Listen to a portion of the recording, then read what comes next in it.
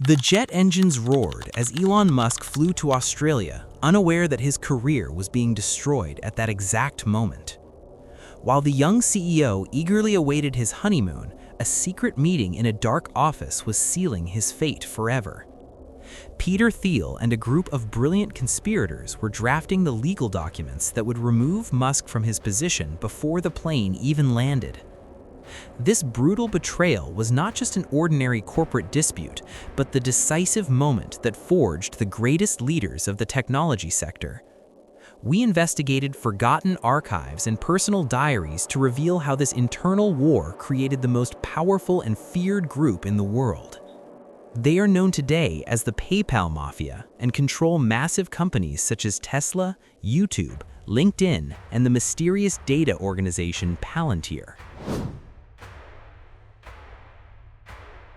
But before becoming untouchable emperors of Silicon Valley, these men were bitter rivals fighting a dirty street war.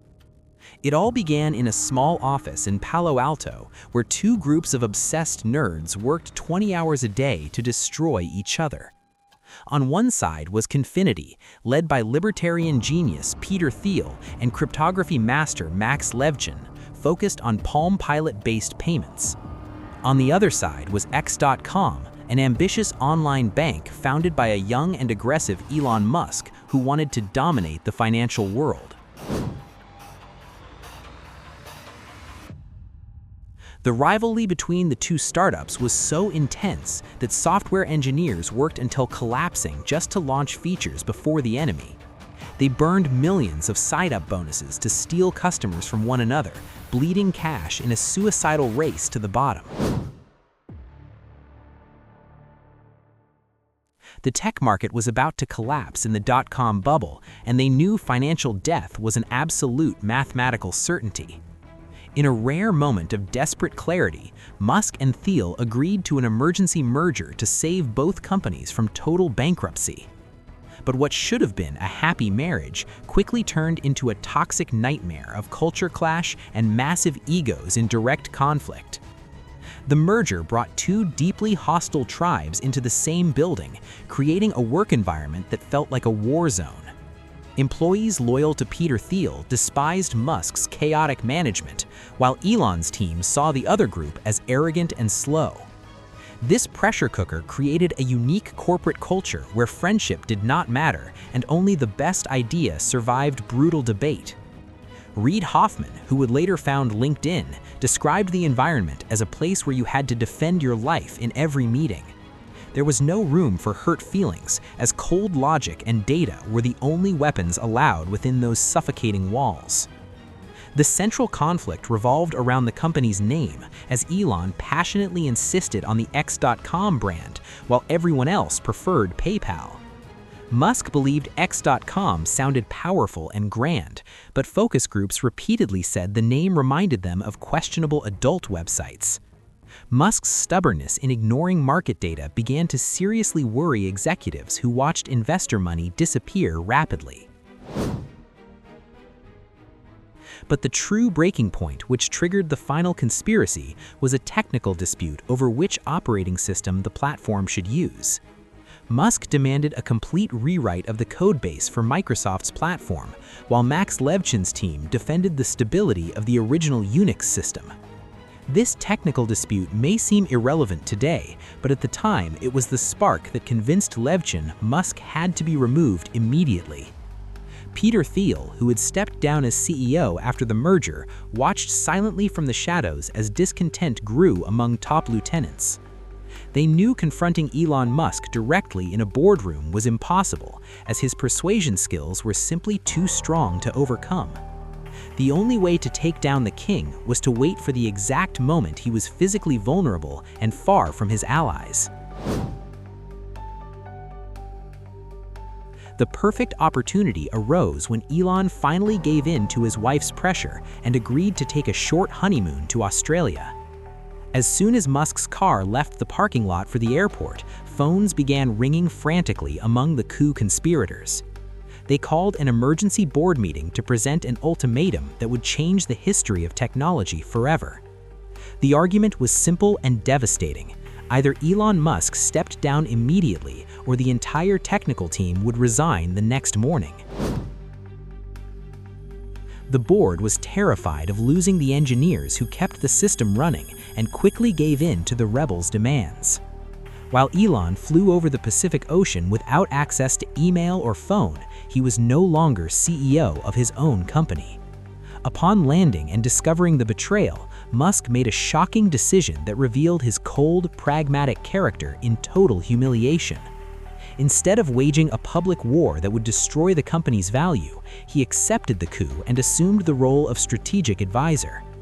This calculated move allowed PayPal to grow exponentially under Peter Thiel's leadership without the distraction of bloody, expensive legal battles. With the team unified again, they faced international credit card fraud that threatened to bankrupt the company within months. Max Levchin and his engineers created the Igor system, a revolutionary fraud detection program that saved the business from certain financial ruin.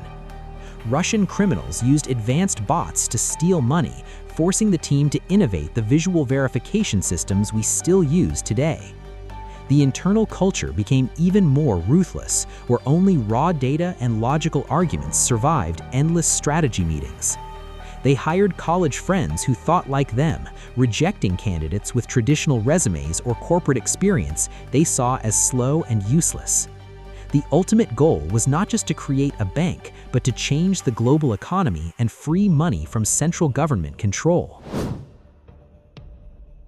They viewed the traditional banking system as a corrupt dinosaur that needed to be wiped out for a new digital global economy to rise.